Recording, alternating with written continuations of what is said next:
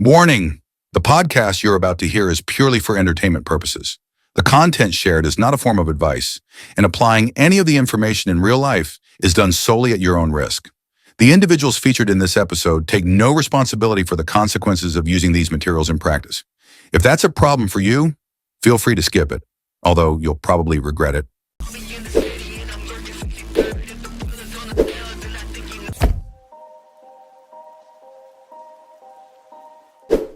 This podcast is created for you and thanks to you. If you haven't subscribed yet, please do leave the comment and share this episode for bumping up the algorithm. If you found something valuable for you here and you wanted to support me and this channel while also needing the highest quality peptides and supplements, maybe an awesome sports bag, or just simply wanted to fuel your mind with some good nootropic coffee, please support me by using my discount codes. The links and the codes you can find in the description down below. I also highly encourage you to check out my shop for awesome t-shirts like this, some shakers like this, and for awesome wristbands. Thank you for watching, and let's get back to the content. Hello everyone, and welcome in another English One podcast. Today's guest is Dean McKillop. Hello.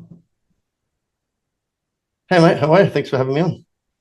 Man, I am not entirely sure if I am pronouncing your surname correctly because it's McKillop, McKillop, yes?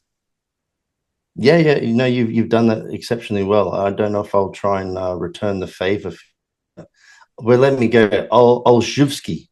Sorry. Almost there. Yeah, we have a lot of like those kind of stuff in Polish, so I am totally fine that you just cannot, you just simply can. It's like me trying to fluently speak, I don't know, like Spanish or French. Or French is better probably because it's so like smooth, and I just Polish guys are most likely like good in talking in German because it's like a similar toughness in a voices. But other than that, you just nailed it. As long as you say for the first time, probably you're on it. Yeah, I'm only familiar with the W's being V's because I previously had a client whose last name was Zakowski, and she was from Poland. So, okay, yeah. So, I would really love to bring a little bit more about your coaching because your name was actually like it's just so many people just wanted me to have you on the PM Muscle forum, on my PMs on Instagram and stuff like that. So many people, I mean, like coupled, because I am not like a couple 100,000 people views, so it's not like millions of people, but enough that I would really love to talk with you because you're a guy who is recently more known because of Cuba, probably. And because you're working with him, I'm not entirely sure if are you coaching him fully or just training wise, but I would really love to speak about your approach when it comes to the scenario that I will gonna be created for you today. So let's say that I am a new client of yours, and I've just recently finished my prep. I've been like on the top of my class weight wise, so and I was on a like heavyweights, and I would really love to go to the open division with you. So we've basically need to get me over the weight class. So let's say that I am after like some sort of health phase. My body fat is still in a pretty good range, so you just perfectly set up for just going into the off seasons. Like my health markers are great and stuff like that. What would you like to get out of me first, just to set up the basic plan for me on like a beginning of our cooperations together? Mate, you sound like the perfect client. Yeah, I am. I mean, yeah, with the assumption that I suppose all of those things are in play, I suppose one of the things that would be very important to me in this factor or in this particular scenario would be to try and get a gauge on, if we're assuming that your health is good because your drug load was okay, and we assume that your health is good because your food is okay and your body fat is okay, and you have managed that health phase well enough that your weight is now stable, all of those to me are fairly good indicators that you're probably going to have the right amount of food, in that your caloric intake is going to be sufficient to have recovered you to a degree, both physically and mentally. Now, I think mentally it's important to be recovered from a food perspective, and physically, having added a little bit of body fat, enough to feel healthy and to feel like you're not in a massive deficit, is sufficient, but not so much that we're not going to have enough time to then do an elongated growth phase, you know, a nice lengthy one, ideally. So that the really interesting thing to me then would be, what has this person done with their training coming from a peak growth phase and then through their prep? Because if we look at what we have available to us to maximize growth, I always tend to talk about the three vectors of anabolism, which for me is drugs, food, and training. The most stimulatory to growth will be training. The most supportive would be drugs and food. You know, you have to have those other two in there. But the thing that I think a lot of people have maybe either a poor understanding for, or they don't place enough importance of, is how much they actually train in regards to the stimulus they're producing from a volume perspective. And one thing I found tremendous benefit in is having people really set up at the beginning of this phase on the least amount of training volume possible, whereby our focus is just to get you as strong as you possibly can in the absence of unnecessary volume, so that we know that we're going to have food available to us eventually to push up to drive an anabolic stimulus. So that vector is there for us. We know that we're going to have the vector of growth from drugs to push up as well. So that's now available to us. And we also want to have the third one available to us at some point in time to drive up, which is training volume or training stimulus, generally speaking, volume. And if you start that one too high, too early, I think you're missing out on a really big opportunity to then leverage that later on. So that would be my first question back to you, would be, what was your training like pre-prep? Where did it end up during prep? Ideally, this person, if they're as good as they are now, I would hope they have some training volume landmarks for me, like how many sets or how many sessions they're doing per week. And then I would ideally have either had them like pulled that back, if we would assume that they haven't done that already because of prep, or I would maybe even start them with this initial phase on the least amount of training. And that's the one thing that I would rework from the beginning, is how much do you train? How frequently do you train? And then where can we take that later on? Great. That was a great answer, actually. And I would like to leave it like that, because I can basically tell you what's like the scenario of I was previously, but that's from what you just said. I think that everyone just easily can like figure it themselves, that you will probably just adjust to what I've just gonna say you right now. So let's say I would tell you that I've been on like a 20 sets of quads for a week, and I barely can like improve on any lifts, and my sleeve spur and stuff like that. You will probably just decrease it, and all the way around you probably will increase it. So this is like a basic stuff. And you says that you would just cancel those unnecessary volume. So you mean by that like probably drop sets, like intensifiers, yes? Because those kind of like there are guys still that thinks that the great way of increasing your deficit in prep is to add some sort of intensifiers to your training. Well, we both know that this is a poor approach in regards to just managing your overall muscle in a sense, because if you just can't let the less volume, the less like a food you have, the calories you have, the less likely you're gonna recover from that. So I know probably you will just simply decrease the amount of that. Am I correct? Yeah, I mean, ideally they wouldn't exist at this point in time in this person's journey, because they should have technically been taken out, right? I think like bodybuilding is interesting. Most people like more is more for the most part, in that more will generally be beneficial, but only up until a point. And like the interesting thing that I've always tried to get through to my guys is, if we can grow on the least amount of volume possible, why wouldn't you? If you can grow on the least amount of food, why wouldn't you? And if you can grow on the least amount of drugs, why wouldn't you?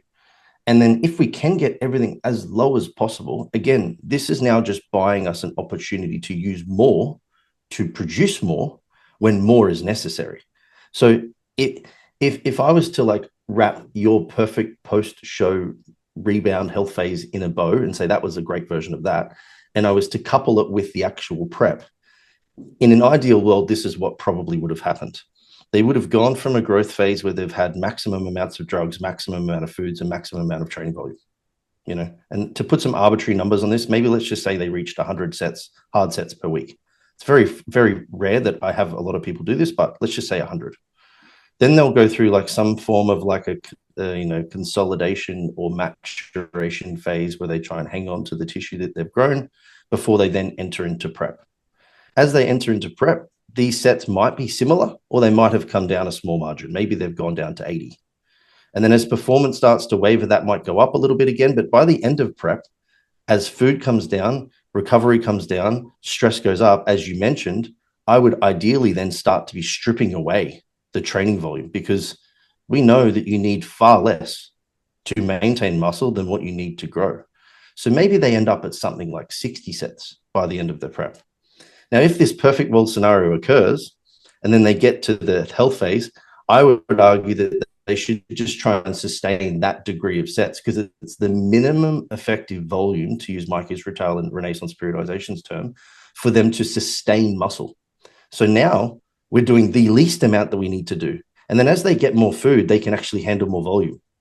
But the difference between probably, I think, the general idea of always adding more volume here would be, in my experience, and this is an experience anecdote conversation now, is that the bigger the guys that I have, the more muscular they are and the stronger they are, typically the less volume they seem to need in order to generate, start at 60 and work their way out from there.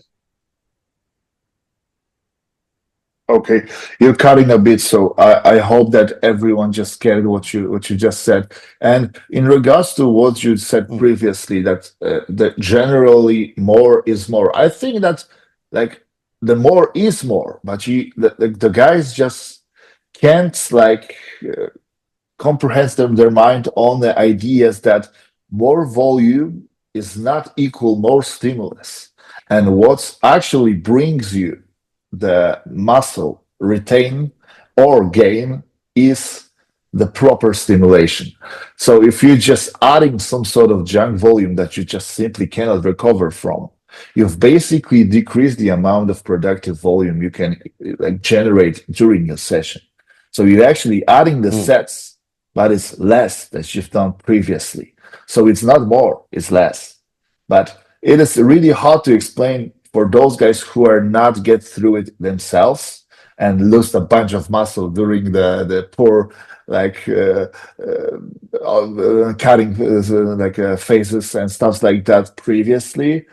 And this is why so many people just think that they are burning more calories, so it's great, but they've forgotten that probably having a tiny bit of muscle more would probably overall burn more calories than you burn on that like drop set or any other stupid shit that you are doing during the cutting phase. So yeah, totally agree with you.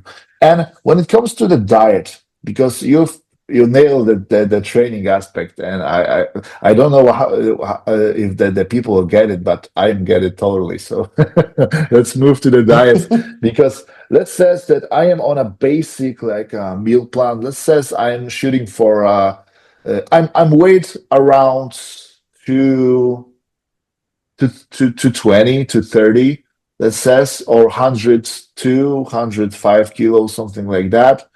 And my protein is around 280 to 300, my carbs around 300, and my fats around probably 30 grams. Like added fats, not overall. So let's say like 50 grams overall, like 50 grams overall. Oh, at the beginning, let's just get it straight. How do you count the macros? From everything, Everything. or everything? Okay, so how would you like reorganize my diet or anything, knowing that I am just holding on the weight on that amount of food? Yeah. So, good question. If we go back to like what I was talking about earlier, and that we have these three stimuli for growth being food, drugs, and training volume. If we're to assume that the training volume is the lowest and it's going to stay the same, the stimulus that you're going to get from that first would be that the person should technically get stronger, and more weight on the bar, more stimulus, more tension, whatever vector you want to talk about, that's going to progress. So we've got that one covered. Tick the box. Beautiful. We've been at a, maybe drug maintenance now for at least a period of time for this health phase. So this one now is stable, and it might need a push or a nudge to create an additional stimulus there. So that's one consideration. And then you food consideration. The food, it only needs to be as high as it needs to be to continue the process of recovery beyond what you were previously doing. So I actually more than likely in this instance, in this scenario, wouldn't move the food to begin with. I would acknowledge that this is sufficient food to sustain current musculature, current body fat on the current stimulus being the training and the drug stimulus. And I would shift one vector. That vector for me initially would probably be the drugs. And then I would shift those up a marginal amount. Now, as to how much is very difficult to answer because it would be largely dependent on the person's previous exposure. But it would just be more than what they're probably currently doing, assuming that they're also doing less than what they did in prep.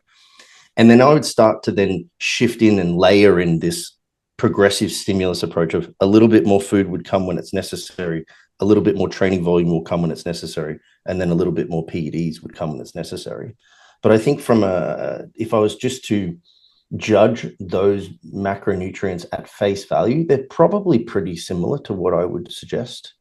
I think around about 3 grams per kilogram of body weight when somebody's lean is a good amount, especially coming out of prep from a satiety perspective. I don't necessarily think they need that amount, but I think they may benefit from that amount. And I think language is important here. I think need is probably more like 2.5 grams per kilogram.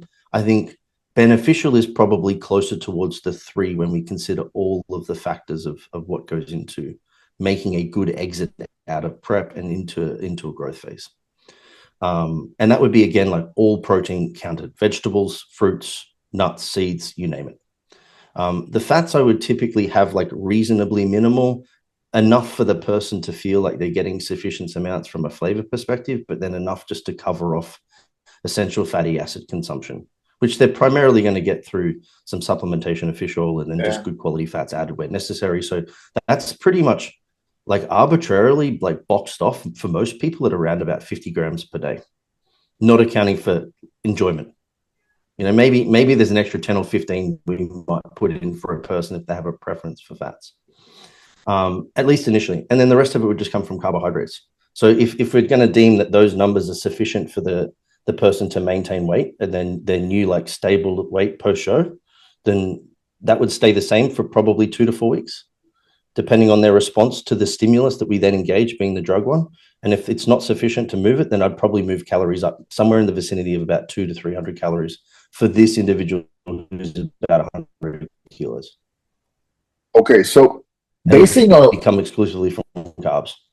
Okay, based on what you just said, I would really be interested in knowing how do you assess that I really need to move one of those leverages?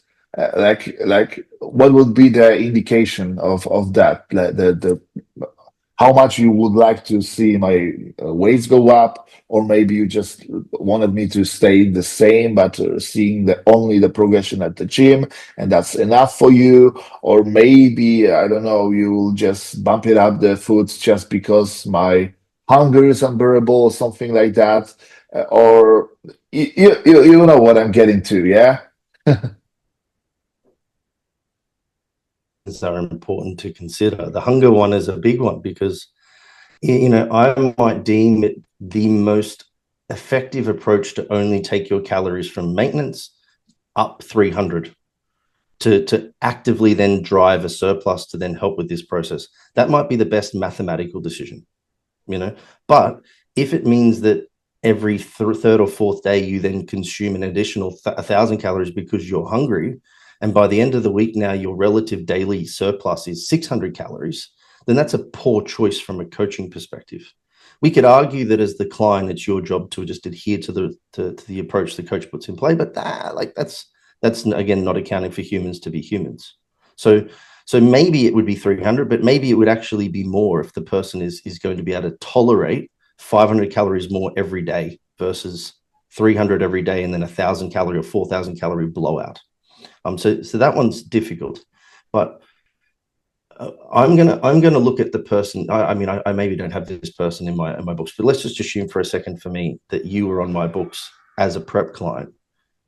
I'm going to have a reference point for your previous dieting phases of your calories per kilogram that appear to sustain body weight and grow based on history, like your historical response to calories.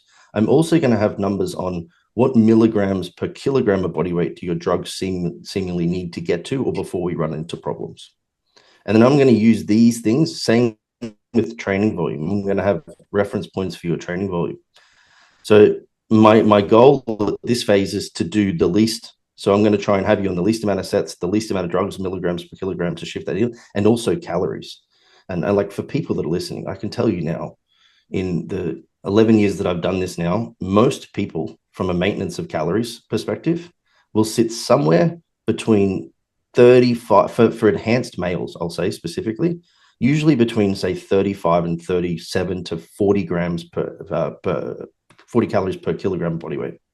So for this 100 kilo male, my expectation would be that he'd be able to maintain his weight on 3,500 to 4,000 calories.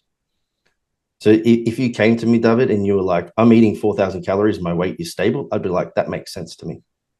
If you came to me and said, I'm eating 3,000 calories and my weight is stable, I'd be like, okay, let's talk about perhaps what else you're eating when you're not tracking, you know, and I'd be trying to figure out, or are you just a very, very unlucky person who needs more food, who needs less food, you know? So these factors would help me change. Okay, but let me ask about that, because we are talking about the calories, we are talking about the training, and that obviously may have like a really this is like a really important to like overall, especially for our bodybuilders, because we are not like an endurance athlete, but we both know that there are guys who are should like easily get like 10, 15, 20,000 steps a day because of the work or any other. Like I have a dog and my daily steps are around 15 to 25,000 daily easily. Like I'm not even trying. Yeah. And there are guys like me previously. I don't have a dog. I'm sitting in my apartment, like just gets to my clients, like obviously online. So I'm sitting whole day and I'm barely hit around 2,000 steps. And that's if I'm drinking a lot of water, because I'm just shooting back and forth like to the toilet. And other than that, I'm just basically sitting all day. So that's my range, around 1,000 calories burnout daily from people to people. So how do you take in that into the consideration? Obviously, guys are doing cardio or just supposed to be doing cardio, especially if they are like me, like 5'6", 5'7", and like 100. I am easily, I was easily 125 kilograms on the off season. So not doing cardio will probably kill me, and that's obviously count as well. So how do you like arrange that around everything we just said? So I would say those numbers that I gave, most people that are anywhere between say 6,000 and 10,000 steps per day and don't have a job that is laborious, like, you know, they're not working in trade, builders, people like do this sort of stuff, they're going to be more towards the 35 times body weight people.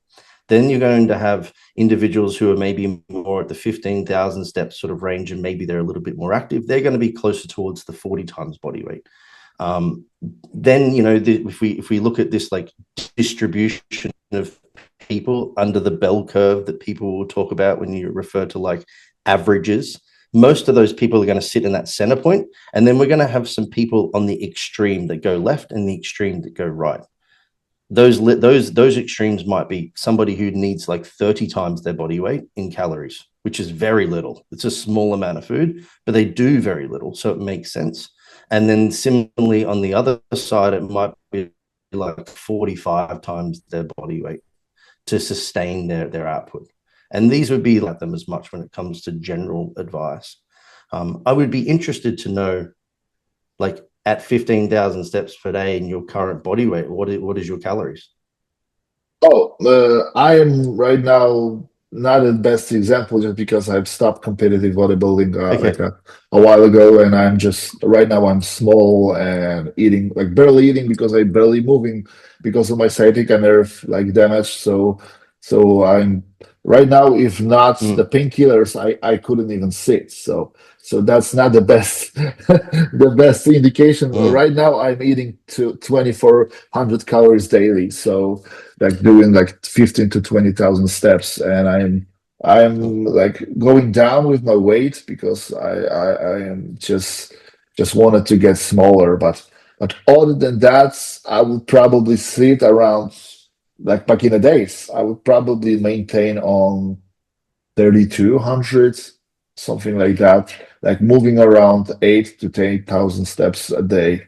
Like it wasn't like the best like burning machine out there, I would say, and probably cutting down, I can easily get down to like 150 grams of carbs daily, doing like hour of cardio a day.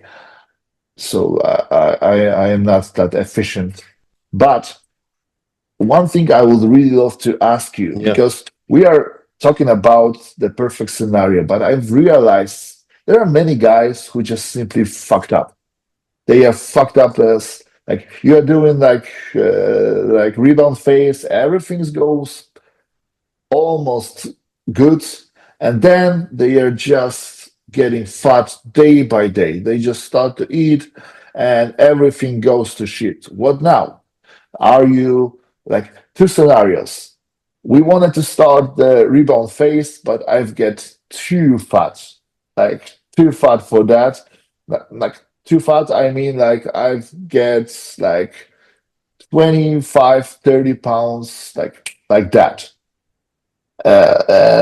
What do we want to do right now? Because I am after like 4 months of competing, and like the whole prep plus the competition season was almost half of a year, and right now I am not in a position to go and cut again because that will be crazy, and mentally I probably just cannot stand up that. But that's not probably best idea to get me on a rebound or any type of like a booking. So what would you do with a client like that rather than just fire? Tell them to quit Bollywood. No.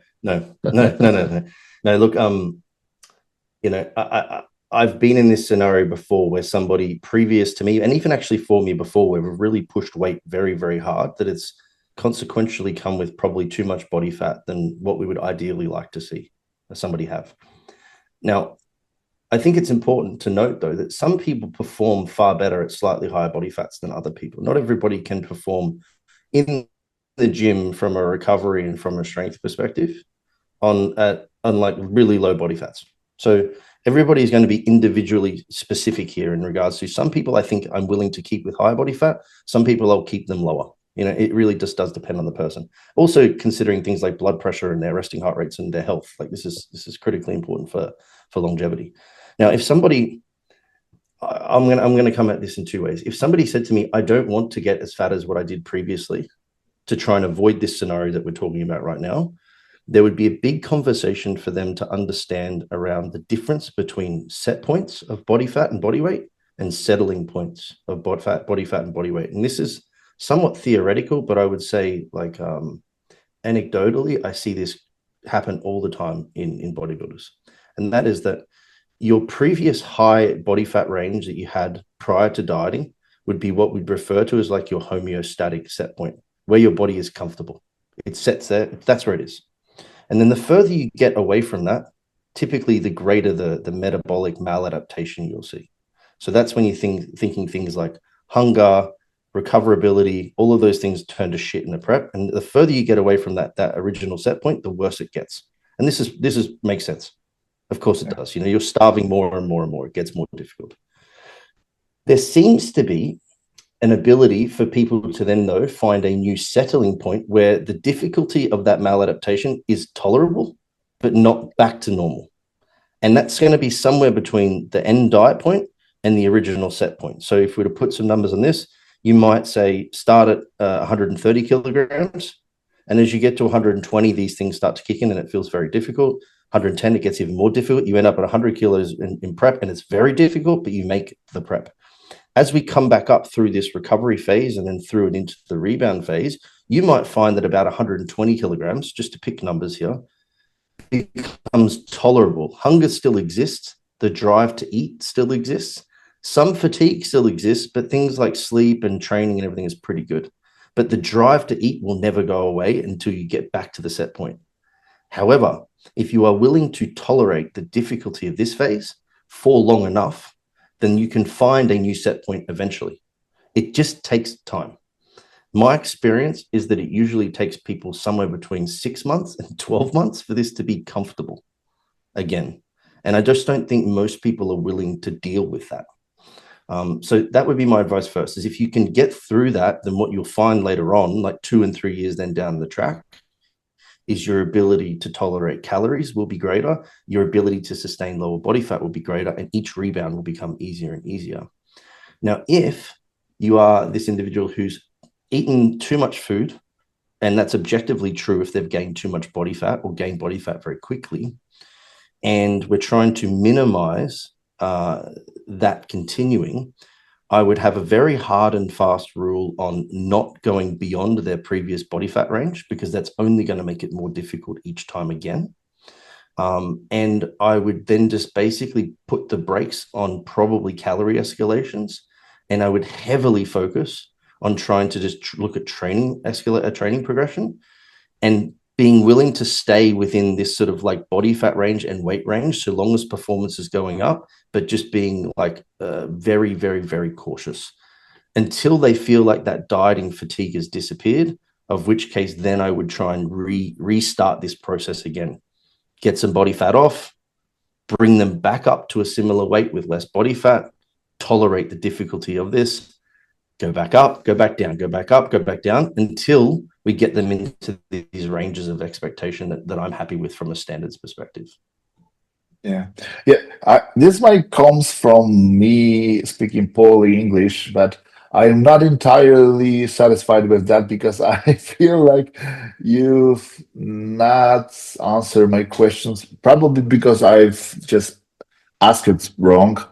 But let's put to the scenario. Let's say that your athletes just come down the stage, and you've just tell him what to do. Just come back to the you have one night. Let's go eat whatever you want. Just be mindful that the food is still out there. It's not like the end of the world today. So just reasonable eating, and let's get up tomorrow. If you wanted to eat some breakfast with your family, that's okay. Then just come back to your meal plan, like previous meal plan that I was just listed for you here, and just just do the cardio if you wanted to. If not, just walking is okay. You set up everything for him perfectly. You tell him what he have to do, and he might just get back to you next day with I've doing that. Next day, just shoot me the check-in just me to check on him if he screwed it or not. And he's screwed very, very badly. Like he was like 100 kilos on stage, and the next day check-in is 115 or 110. Like let's say he's just eats like Okay. 20,000 calories challenge, just like 15 bucks of pizza himself. And you obviously just scaled it down, just tell him what he have to do, just drink like water, just here's your even lower carb days for a couple days here, just to get rid of that crazy amount of water you've just gained, because you're probably gonna destroy your veins if you're not. So let's keep that reasonably like simple, and all the details, and just get it to me next day. And he's just doing good. Okay, so you set up the diet for the next couple days. The couple days check-ins, he bumped it up even more. Just eat like shit. And after a week of doing that, he's just up like 15 to 12 kilos, let's say. Like 6 of that is pure fat, because he was eating like 10,000 calories daily, like 6,000 calories over his like maintenance, and he just screw it. What now? Because you just don't have the leverage just to manage. Like we just wanted to keep you on the like basic level of your comfortable fat like levels. And at this point, like eating is purely mental, because it's clearly not like satiety problem, because probably his stomach hurts as fuck, but he still needs to eat because mentally he's just not satisfied with that. So what would we do with a guy like that? Because the plan was just to get him down to the like get rid of the rebound effect after the competition, and go to the rebound phase and build some muscle, and use that period to get him like a couple more pounds. Yeah, but he screwed it. So what now? Hugely sorry for the interruption, guys, but thanks to your comments, subscriptions, and thumbs up, I'm even able to create a podcast like you're watching right now. So if you can, please leave the subscription, comments, and simply a thumbs up. If you wanted to further support me, please use my code. And without further ado, let's get back to the podcast. Yeah, I mean, he's come a long way to get that deep after that many weeks, because there would have been many conversations. If the person was like this and they just couldn't say no to food for a while, I would, on top of trying to obviously assist them mentally, and if I can't, I would actually have them speak to somebody who could, like a food psychologist. I would actually lean into the higher food environment and really try and push training, because I'm not sure if you're familiar with the terminology or the saying, pushing shit up a hill. You probably haven't heard this, but it's pointless, right? Like you're going to get nowhere is the point of this saying. Like you're trying to push up something that can't be pushed. And I think in Poland, instead of says telling like this person, is a scissors work. Like right, okay, yeah, something like that is like yeah. It's like it's like trying to push water up a hill. Like good luck, you know. And in this instance, I would lean into it to try and pull away some of the stress of this food, because most people like this, they behave in this way because, one, they don't understand the two major types of hunger. They don't understand the difference between what's physical hunger versus psychological hunger, and the technical terms for those is homeostatic versus hedonic. And I think if you can educate somebody on those, they can generally get a hold of them a lot better. But if this person can't even do that, then restricting them further and telling them they're bad and doing all these things that are reconfirming how much they suck are not going to make them better. So it's like we just need to like leverage this environment for a period of time, but it would just be probably much shorter for me, honestly. I would rebound them probably more aggressively for the 8 weeks, and then I'd move them back to maintenance, as opposed to if they can tolerate maintenance. And if they can't tolerate it, then I think there's larger problems beyond the bodybuilding coaching scheme that you should be trying to achieve. This person needs some psychological assistance from a food control perspective. So it would be shorter and more aggressive if this was the instance. But what I wouldn't do, and I think this is actually probably a good learning curve for coaches that are listening, is if in the early phases you've given the person the diet and then they've overeaten, and then you pull away some food to try and compensate for the overconsumption, and then they continue to overconsume, the chances are is that this binge starve cycle that you're now going through is going to cause way more harm. And you're just better off saying, I thought you needed 3,500 calories. You're eating 4,000. I'm going to give you 4,500. You know, here you go. Have more. Like, let's get you out of this state of fatigue and stress as quick as possible, because it's going to cause more damage the longer you're in it. Yeah, that's obvious. But as long as the blood pressure is on the table, you have to do it whatever you can. But now I get it. Just I just wanted to hear, what would you do? Like, trying to like get him on a health days or whatever the smartest the coaches out there like calling it, or you would like to, like you said, like push him, like just get through it with the higher intensity workouts and maybe move a little bit more and eat a little bit more, rather than just trying to like regenerate what's like broken and stuff like that, trying to hold on the weight or something like that, maybe on a little bit higher foods, but just not using that period. Because I've saw like those coaches who are trying to just almost like punish the clients, because you screw it, so no, there is not growing for you right now, just because you screw it. And this is why I was wanted to hear your answer. So what is, when it comes to the diet, because we are not clearly covered the topic, I would really wanted you to tell me, do you like to have the stable amount of calories throughout the week, or doing some sort of like easier cycling, like training, non-training days, or maybe your favorite approach is like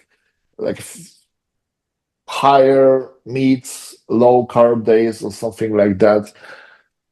What would be the ideal scenario? Let's say that my chest is lacking, and we wanted to get like a little bit more emphasis on my chest. So maybe that would help you. It will help me, but only excuse me, only to say that I don't typically have a belief in more food on a weak body part day being advantageous for growth. I think it's too reductionist and too acute in the thought process as to what that would achieve. I just don't think it will shift the needle that much. Now, someone could argue for like immense amounts of like nutrient partitioning drug protocols around insulin on these days. And sure, but I'm also not even sold on whether or not that is particularly advantageous long term. So to go back before we go down that rabbit hole, I would say most of my guys will have a training day, non-training day setup. Not necessarily because I think that is the most superior approach to muscle growth, but I think it is a good balance for individuals to have, if they're coming out of this phase as well, more food for 5 days of the week, as opposed to than a little bit more food for 7 days of the week is sometimes just more tolerable. Do you know what I mean? Like, instead of eating 3,000 calories every day, they might be able to eat 3,200 calories for 5 and then only eat 3,000 for 2, or 2,900 for 2. So it's a little bit more like tolerable. Similarly, I think that works well for appetite control, which I'm a big fan of trying to just maximize for as long as possible through a growth phase. And that is that we need these guys to be able to eat comfortably and for their appetites to stay high. And I think having some variation between food sources throughout the week has been incredibly advantageous for me and my guys to sustain their capabilities to eat without it becoming too difficult. So usually it's going to be a training day, non-training day setup. Non-training day is going to have slightly higher fats, just to try and make sure that we get enough of those like essential fatty acids in, but also again to leverage this lower volume, different change in palatability concept, because a change in palate generally also makes it easier for people to consume more food. Okay, I am not really familiar on how much time do you have, because I was just elongating the questions, and maybe you are in a hurry. Are you? I've got until 1 o'clock. 1 o'clock, I'm fine. Okay, great. So 40 minutes. Great.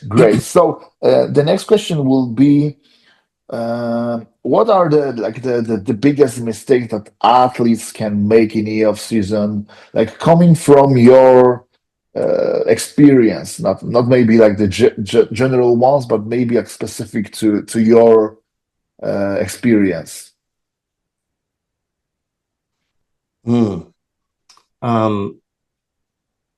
I would say generally my experience with my bodybuilders is just the want to do more, again, like with the thought that more is always better.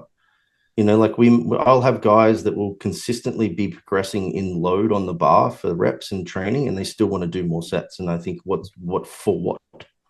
So I think being okay with not having to feel like you're like hardcore is probably the best thing that people can do when it comes to being a really good bodybuilder. I think bodybuilders are too neurotic about the minor details before they major in the minors, is the saying. And I think because they do this, when things go slightly wrong, it has a much bigger effect on their results than what it should. So an example of this might be the same, like I only train this muscle group on this day, or I only train after 2 meals, or I have to have this very specific sleep setup. And I think the over optimization that's happening at the moment with some bodybuilders is actually decreasing their resilience. And then their resilience to change is what then stresses them out, which then causes them more problems. So that's probably a bit more of a philosophical thing than an actual action thing. But certainly definitely training too much volume too early. I think also thinking that they just need to eat more food. I think there's people are trying to eat too much food. There was a while where people were like, I eat 1,000 grams of carbs.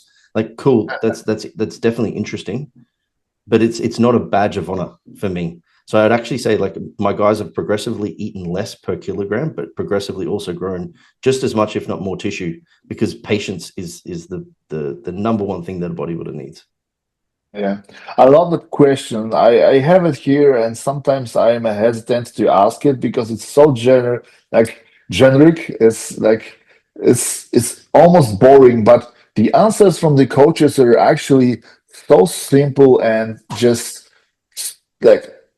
straight to the target, in a center. Because it is so. Bodybuilding is so fucking simple that people almost needs to complicate that, and this complications is destroyed more of the bodybuilders around the world. That's every PEDs or any PEDs out there, or any diuretic given out there, probably because people just mentally burn out because they are constantly thinking about things that just it doesn't matter. It doesn't fucking matter. As long as you're training hard, eating well, and resting enough, you're probably fine, dude. Stop. Yeah. So I say to my guys all the time, did you eat the food, do the training, and take the drugs? Yep, cool. That's 90% of your bodybuilding done. Yeah. Now the rest of it is about managing your stress. Yeah, of course. Yeah. And most of the stress coming from thinking about, coach, I was eating 2 grams of salt more than usually this week, and my weights are fluctuating so much. What now? Nothing. Just get back to your normal salt amount. Okay. Exactly. Okay. Yeah. Or on the plan you have pepper or capsicum or whatever you want. I don't know what you call a bell pepper. Depending on which country you're in. They've run out. What do? I don't know. Eat zucchini. Something different. Okay. Eat a courgette. It's fine. It's a vegetable. Yeah. There are, but I was not gonna laugh because I was that guy. I was that guy previously, working with Dom Mutasio and Łukasz Modzelewski, Luki. Was probably the best thing that ever happened to me because they are just structure my mind so much, mold me almost. And from now I am just I feel like I'm better man, even not even a better bodybuilder, but man almost, because I am stopped to thinking about those stupid things that you just don't need to think in life. Just go straight forward. Doesn't matter. Doesn't matter. Okay, so the cheat meals, because this is something that's interesting. I think a lot of guys actually. Yeah. So I was just gonna say, I think a lot of guys actually can benefit from almost having an injury and or having to step away because something important has happened, to realize that it's actually not that important, the things that they thought they were before. And actually, one other thing that I think bodybuilders can do far better. I don't think this would be like, it's not going to stop them from growing muscle tomorrow, but it will make the environment much better in its entirety. That will make them better bodybuilders long term, and that is that they can eat far more fruit than they think is some problem with fruit. I don't know where it started, and I don't know how it started. It makes no sense to me whatsoever. It never has. But the quantity of fruit that bodybuilders can eat the more of it that they probably get in, the better off they'll generally be. And there's still a fear for that I'd like to see change. Yeah, I saw that trend is dying slowly. Like bodybuilders afraid of fruits because of, I don't know why, like fructose maybe, that they are probably not reading the labels of the apple. Like just turn it back and read the labels of your apple. There's not enough fructose to even have impacts on your metabolism, even if you eat the whole bag. So don't worry about that. So I would really get to cheat meals, because there are the coaches who like the cheat meals like as a staple for mental health. There are coaches that are non-negotiable, no cheat meals at all. There are coaches who are like them occasionally. What's your approach when it comes to the cheat meal? Do you like give some sort of guidelines for your clients, or you just tell them to not cheat at all? I'm an advocate for speaking against the language of cheat meals more specifically than the concept of them. I really don't like the language. And I think people like maybe think that this is, like people like, it's semantics, but I really don't think that it is. I think it generates a culture of binge and starve, and it also solidifies bodybuilders' thoughts that certain meals are good for you and bad for you, and that you should only, eat these particular foods when they're cheats. And there's just no positives to come from it, and I can only see negatives. I will say though that I'm certainly an advocate for giving people the flexibility to have something different. It's just that it's not under the guise, as you said before, that this is like a last supper meal or an opportunity to cram as much shit in your face as possible. What I see them as just an opportunity to step away from bodybuilding for just a moment and to try something, and time with a partner or a friend, and be in the moment for what it is, which is a social outing, which bodybuilders need to do far more of. And it's a flexible free meal. Like that's how we kind of like coin ours. It's a free meal to do as you wish. Now, the beauty of this approach too is that if it means for you want to have like sushi and you just want to have a certain amount of plates of sushi, that's fine. But if you also want to have a burger, that's also fine. What I'm not going to say is you can have a burger that's double loaded with cheese and it has fucking peanut butter or Biscoff on it as well, and then you have a piece of cheesecake, and then because you did that on the way home, you have donuts because you've got the fuck it mentality, So I like flexible meals once a week as an option, but I don't force people to take them.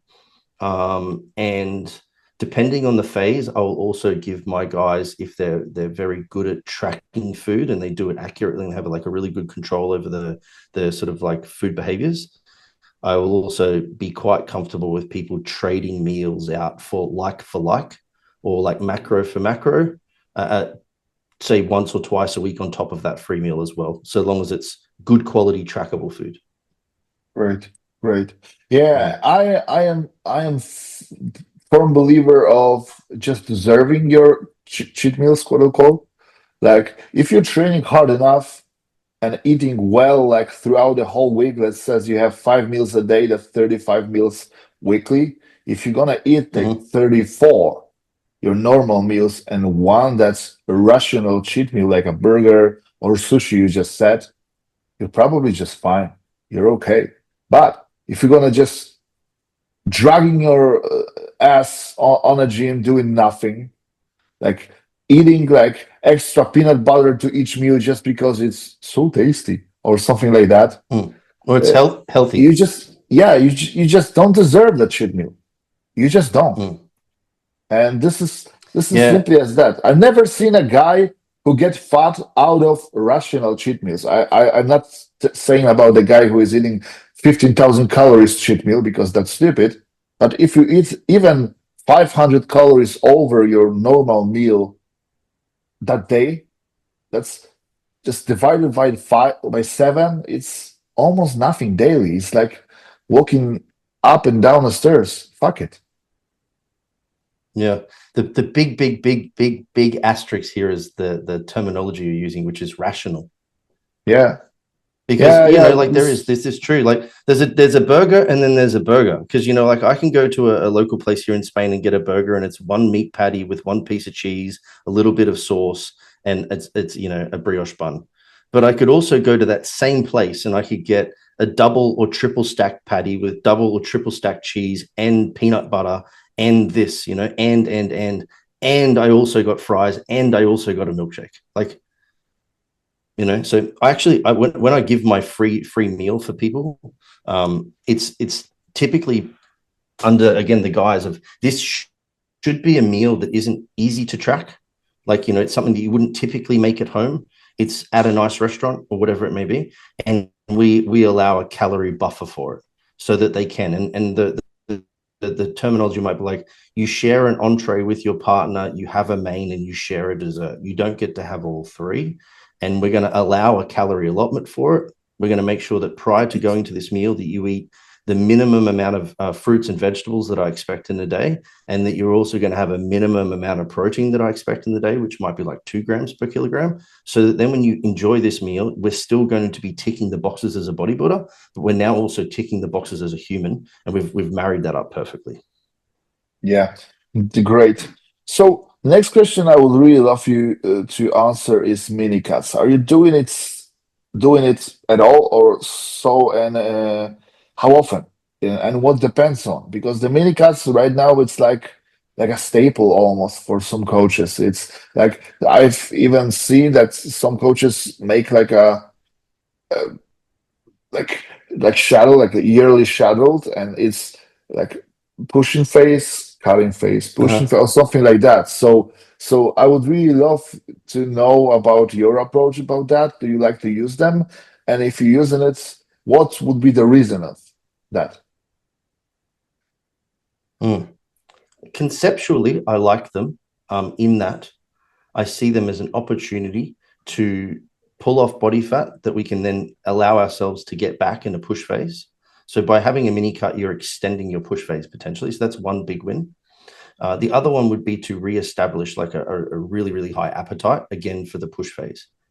With that in mind, that only means it's necessary if those two things are necessary to achieve. So if for whatever reason we finished a push phase for somebody and their body fat is good and their appetite is good, I probably won't do a mini cut at all, because there's no purpose served here. What I might do is just a very short period, somewhere between maybe even 3 to 10 days of less food, just to drive up appetite if their appetite isn't perfect. And that might be it, you know. But, you know, the integration of a mini cut is to try and prepare for the growth phase because body fat is too high, or to try and pull off more body fat than the body fat that you otherwise didn't wish that you gained. So if I don't need that, then I won't do that. I will say this though, in an entire year or an entire like 18 months of periodizing out in somebody's growth phases and whatnot, in the presence of more drugs and more food and growth is maximized, this makes sense to not do mini cuts or anything like that. But in the period between the growth phase and the next growth phase, there needs to be a period of like consolidation or maturation of that tissue. You can't do that. You don't want a mini cut then, because that would be counterproductive to it, right? But there may be a period, like say 4 weeks into that consolidation phase, where drugs are still low. Your capacity to grow is technically also going to be lower, because one, we're maybe resensitizing to training volume. We're fixing any kind of like niggles or injuries or problems or stuff like this.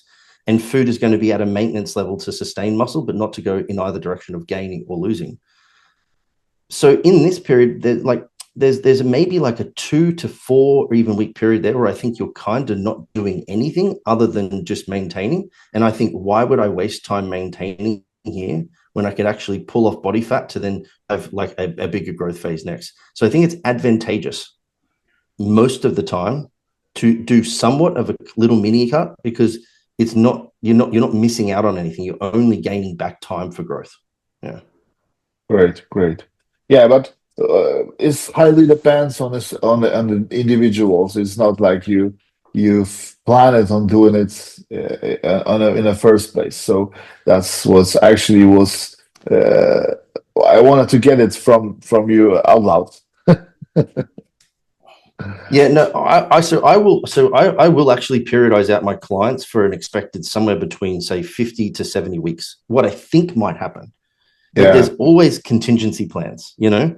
And like I have a guy that where I've done this sort of approach with him for many years, like an up and down, up and down. But this year, man, he has just grown almost exclusively muscle, and he's heavier than he's ever been. And his appetite's in a really good spot. And we've actually gone into a growth phase probably 4 weeks longer than what we normally would for him before he typically has to shut it down because his digestion goes and all these sorts of things. And when I'm looking at it, I'm like, there's no mini cut for this guy. Like this year, so the mini cut gets removed from the plan and everything gets shifted up, you know?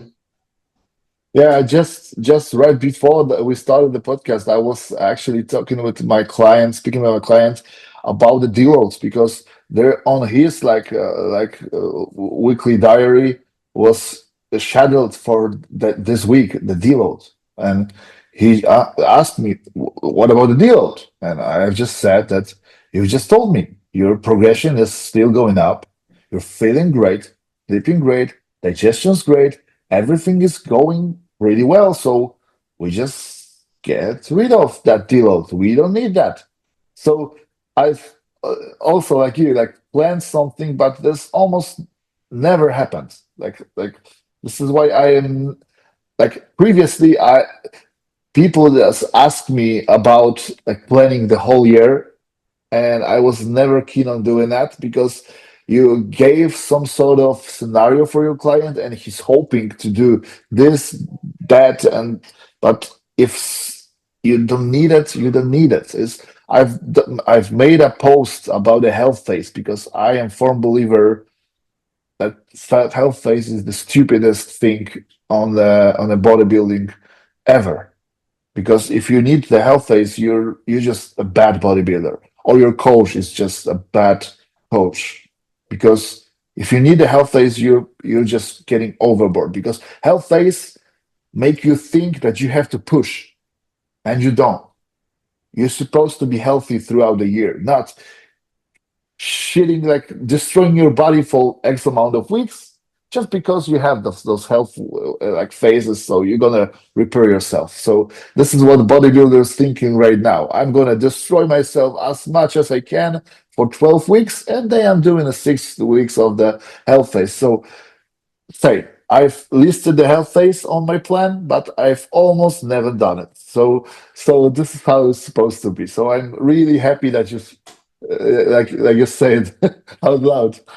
So when it comes to the cardio in the off season, do you like your guys doing it no matter what, or you based that on, I don't know, maybe amount of steps they doing daily, or maybe the work they are like doing daily or something like that, and how much the minimum amount of steps and cardio is required for your bigger guys?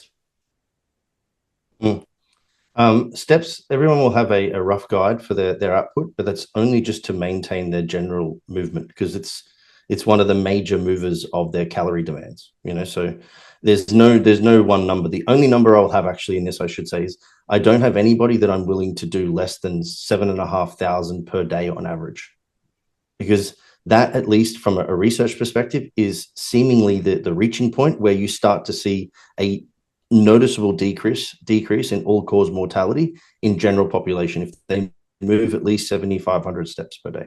So I don't like to see anyone go less than that. I also think less than that suggests that maybe their health behaviors are minimal, because 7,500 is just not that many steps. Yeah. So that would be number one. Cardio is typically only given on an as-needed basis, and that as-needed basis would be dependent upon biofeedback like blood pressure and resting heart rate, that's cardiorespiratory fitness, and or their ability to recover from the training demands, like they're out of breath even just trying to do lunges. So it would be in there to try and facilitate more performance enhancement. In prep, it's only in for caloric burn. I would specifically allocate calorie burn, not minutes or anything like this. It's calorie burn and mode, like intensity and calorie burn.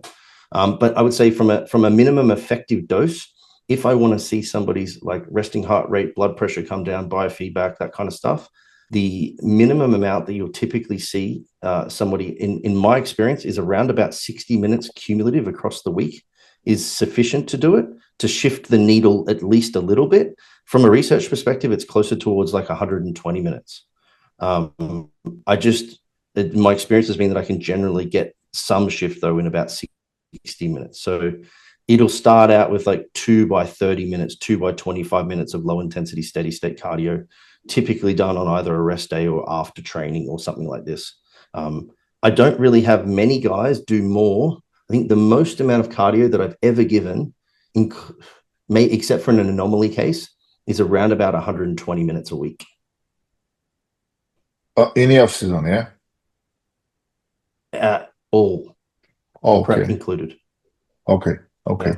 Great. And I will say, unless the person doesn't want to do steps because steps are time consuming, then they'll get more cardio in a prep as a means to drive more output. But typically, I'll move some movement up first, and yeah. Great. Yeah, great.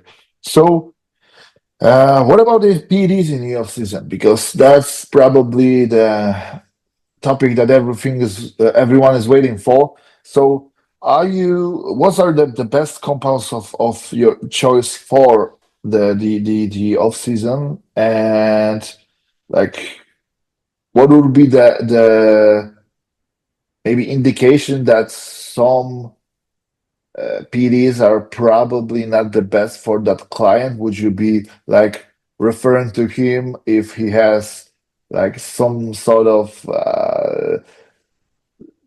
side effects or something, or you just don't want to put that idea even in his head because some people just read about something on the internet and now they have it? Yeah, I mean that's a really tough one, because I think it's the role of any practitioner in the medical industry to explain the potential pros and cons of any drug that they might actually suggest the patient to have. But you are right. You can get a nocebo effect, just like you can get a placebo effect. So you have to be cautious in how you manage it. But I would say, like, as a general concept, I'm generally going to give people as much testosterone as they can handle in the absence of other drugs, including any kind of aromatase inhibitor or any other androgen that they can handle as a baseline. And then I'm going to layer in various choices. Most of the time, I would be preferentially, yeah. I would just want to clear out, what do you mean by handle? I'm assuming that's blood pressure, like estrogen, like management and stuff like that. But I would like you to explain, because some guys are easily can handle 2 grams. They just red and the head is hurting, but that's normal. It's okay. Yeah. Okay. Yeah. So until secondary like side effects are seen. So we can think about like the positive effects of drugs: more muscle, more aggression, faster recovery, more tissue, all this sort of stuff. But as soon as we start to see off-target side effects, so the most obvious one for testosterone would be too high estrogen to the point where androgens don't offset that estrogen action at the nipple, and you get gynecomastia. A problem if somebody's had the glands removed and they don't know what that is, but I would be asking historically what they could have typically handled here. Or, like you said, there's a degree of fluid retention now that is driving up blood pressure, and we have the risk profile now of like causing kidney damage long term. Or even anything that seems to like severe mood dysregulation or sleep dysregulation, where the drug is starting to interfere with that. I will say, like, most guys can tolerate, with no other drugs in, somewhere between 2 and 5 milligrams of testosterone per kilogram, in my experience, with no other drugs in. most of the time. Whether or not What they do can you go say? higher than that is dependent. Most guys can tolerate somewhere between 2 and 5 milligrams per kilogram of testosterone. Yeah, alone. I've What did you I've think I said? heard 250 milligrams per kilogram. Oh, that would be amazing. I'm sure someone's tried it, but no, 2 to 5 milligrams per kilogram of body weight in the absence of other drugs. Okay. I think is like a fair range that most people can probably tolerate if you're guessing to start with, which is always a bit of a, I guess. So let me clear that out. Let's say that I am totally off because I was just on a PCT or something like that. I'm just like a clear like sheet of paper. And so you first of all just wanted to get me on the testosterone, just slowly bump it up. That says like 200 on a begin with, then 250, 300, 350, 400. And right now you're seeing that my estradiol is too high on the labs, or maybe I am just have some sort of the side effects you've just mentioned before. Then you're starting to add a secondary compound to that because, for example, you know that previously I was using around 12 to 1500 a total weekly. So you just wanted to get to that range, but maybe not just testosterone, but maybe 2 or 3 compounds. Yes? Correct. Yes. Great. I think the one thing that people make a mistake with this though is they do I think the 50 milligram escalation is probably the smartest choice, but they do it too frequently. Especially if we're talking about using something like testosterone and enanthate, which, you know, could have a half-life for an individual of anywhere between 5 and 8 days on average, say, depending on how you metabolize drugs. And then it's about 5 times that before you see peak accumulation. So if you want to do this the quote unquote like right way, you should only be considering escalations every 4th or 5th week, which means, you know, if we're gonna find this limit, you have to be very patient. Because like your scenario of 200 to 250, maybe all the way up to 500, is we're talking about 6 escalations. That's 30 weeks. So like maybe someone wouldn't do it that slow, but just be mindful. I think it's important for them to realize that as you take an escalation, just because you haven't experienced side effects in week 1 or even week 2, it's quite possible that it could occur by week 3. And then this needle also will shift depending on body fat levels and a few other things too. So this is where the art, I think, of coaching is very difficult to explain. Yeah, I have a question about that as well, because those kind of concept is familiar to me just because I was doing the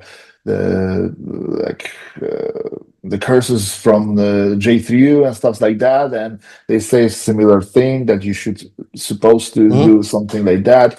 That's a really great approach, but is it actually possible with working with real clients? Because I can't imagine that I have like a rebound to get through, or like a booking phase, and I wanted to compete in 10 to 12 months or something like that, and you just tell me, just wait. Let's give me like 6 months for just me to check it out. 30 weeks. How's your testosterone is suited for you? Then we start you know what I'm getting to, yeah? People just wanted to have like immediate. It's absolutely not possible. Yeah. So how do you like doing it, but in a like real life scenario, like something that's a little bit more applicable to real clients? Yeah. I mean, if you were a 20-year-old kid who's never used testosterone before, this would actually be my encouraged approach for them. And if they're a 20-year-old kid and they're not willing to give me, you know, the next 5 years of their life to try and figure them out, then they're not the right client for me anyway, because they're trying to run ahead.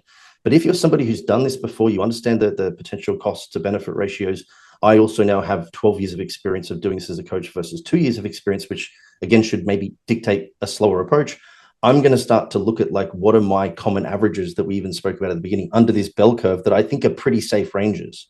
And it would be exactly that. I'd be like, all right, I think that most people can probably handle 3 to 5 milligrams per kilogram of testosterone. I'm almost certain that most people could handle 5 milligrams of testosterone per kilogram if they also had something like Masteron or Primobolan in there.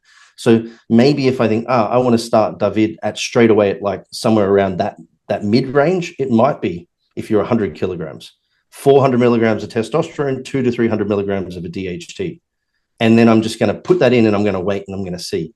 That one there, the first one, I won't touch for at least the first month because I want to see that accumulate now and see if we run into any problems. And I'm going to be asking for genuine feedback like mood and libido and, you know, these sorts of things. Has even like, you know, time to climax changes that might indicate high or low estrogen. And these things all come into play. And then from there, then it's a week by week basis sort of coaching approach, you know. A little bit more testosterone, maybe a little bit more DHT, maybe a little bit of both, and just constantly back and forth. Yeah, and I was clicking just because, like previously, I gave you a scenario, so this is why I was thinking about myself doing like something like escalation of 50 milligrams of testosterone every 6 weeks or something like that. Yeah, great. That's really a great approach. So, what about the like average dosages for guys like me, some guys who are probably wanted to get over the weight class, and like I said previously, I've previously done like about 2 grams, to be honest. Like that was like my normal range, like 1500 to 2 grams per week was something that's pretty normal for me. I was running pretty much year-round 10 IUs of GH. That was something that was pretty normal for me. So what would be I would not want it to like you to put you like a template or something like that, because that's going to be very basically like people are metabolites the androgens differently and stuff like that. So that could be very a couple hundred even, but like mid-range for a guys like that. I just wanted to hear your opinion, because there are guys out there who are thinking that 4 grams of gear weighing like 80 kilos or 90 kilos are great ideas and stuff like that. So I would really wanted to collect the real information from other coaches, because there are coaches who are thinking that 3 grams for guys like me is pretty normal for off season. 4 grams even, if I needed to, that's great. Yeah. I'll give 2 answers. I've never had anyone on more than 4. I've never had anyone at 4 grams. That I can confidently say for sure. That's never happened once in my life for any client. Most guys, like again, if we're talking about the average consumer, and I have like pretty high-end bodybuilders, I don't really have a lot of like beginner guys, are going to sit somewhere between like 1,000 and 2,000 milligrams. That's the genuine average range for most of my guys, if we're to just pick total numbers.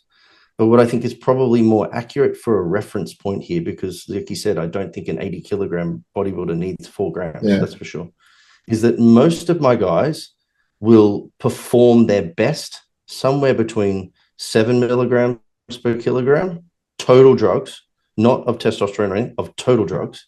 And then by the end of their growth phases, most are probably going to stay around about the 15.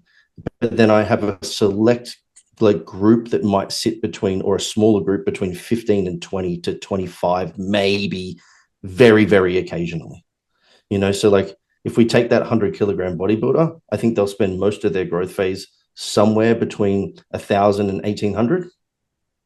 And then there'll be periods of times for sure that they might do 2 grams, or they may even do 2 and a bit.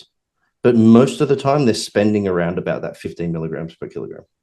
Yeah, I'm just the worst thing about podcasts like this, because it's very informative and it's a real like informations. I know that because I've coached for a long period of times. I have couple coaches that I've speak with them and I know what they are doing.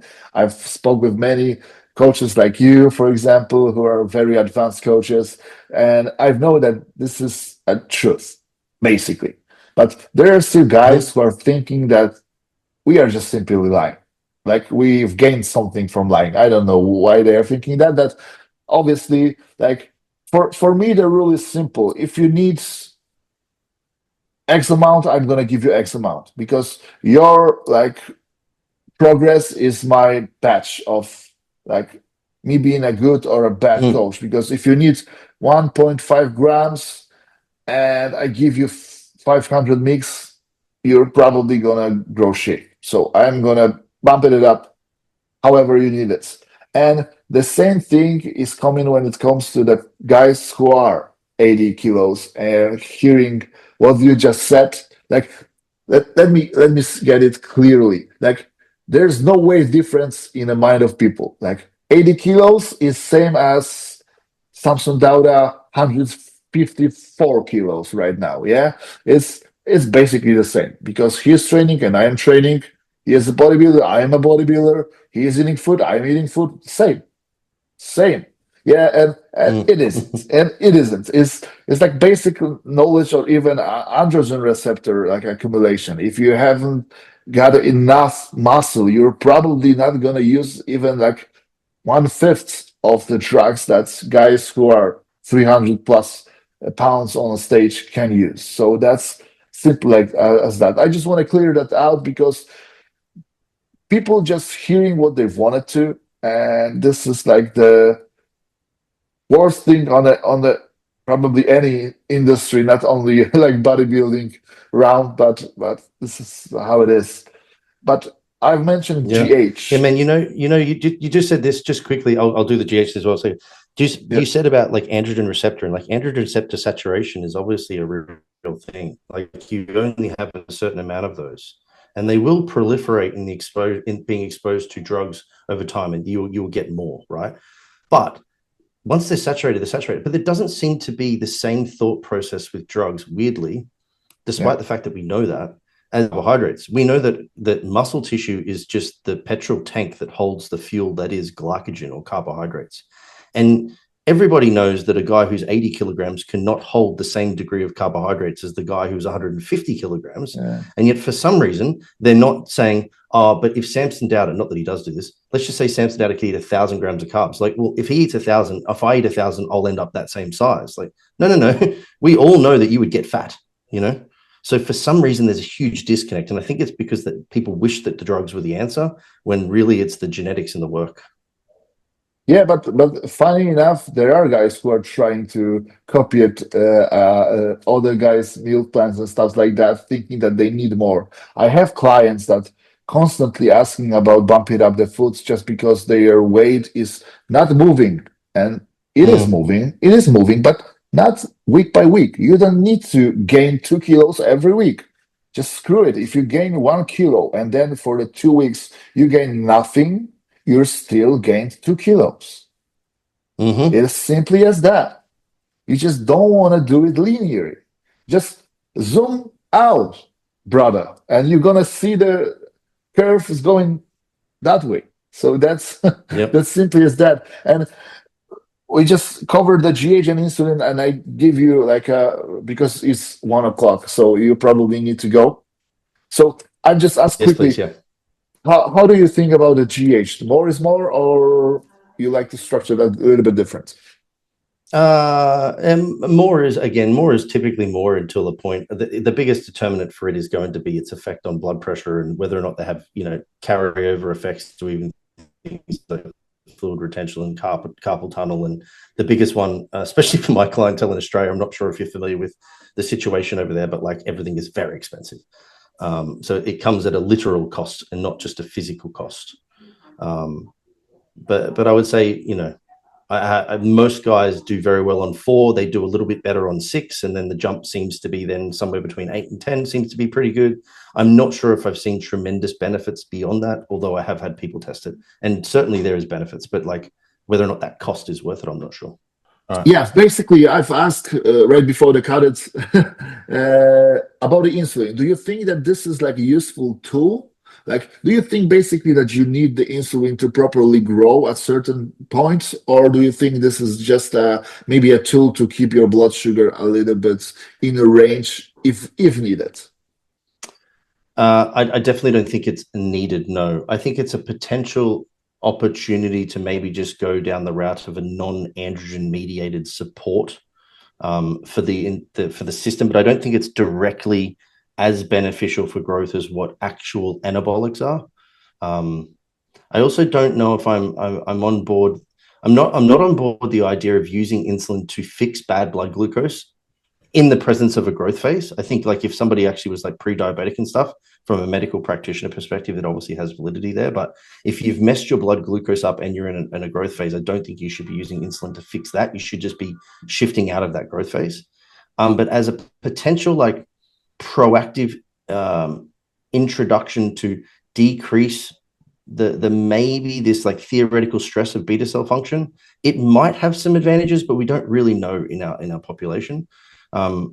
Where I have seen the most benefit for most of my guys is sometimes in that instance when there's just a lot of food going in and reasonably high GH, it could be advantageous for that, and it also pairs up quite nicely with growth hormone. And or in individuals that seemingly just need to consistently eat more food and they don't seem to sustain body weight, I found some advantages there for sure. So like I have like a small population of guys that I don't mind using a small amount of basal insulin with, but it's generally going to be somewhere between 10 and 20 IU. It's not much for the day. Yeah, around the training, yes. Yeah. Great. So the last question will be: do you use the AI? You've mentioned the use of the DHT derivative in combination with something that's that's going to be aromatizing. So I've assumed that you're using the DHT derivatives to combat the estrogen rather than AIs. Correct. Yeah. Up until maybe this last 6 months now, where availability of these sorts of things are becoming increasingly more difficult, at least in Australia, especially. So I have maybe 2 or 3 guys that I'm having to use very, very, very low dose AIs. Like I'm talking like, 0.5 milligram of Arimidex every 2nd to 3rd day, just to keep them from getting these secondary side effects because they don't have the opportunity to leverage other drugs. Yeah. Great. Okay. We just ended here just because I am feeling really bad that I have like taken far more time that you wanted to, or even have, not wanted to, but have. But okay, so let's leave it like that. And maybe I can get you for the second part of the contest prep and stuff like that. And for now, I'm really appreciate that you take your time. And for everyone who just stick with us to the end of this podcast, every links, every social medias like coaching inquiries and stuff like that to Dean is gonna be in the description down below. If you wanted to like use his codes, maybe I don't know if you have any, but if you do, I'm gonna link it as well down below, just so the people can support you for the knowledge you gave us basically for free. So let's give back to the Dean, guys. Thank you once again, and that's it for today. Mate, thanks for having on. It's been a pleasure. Thank you.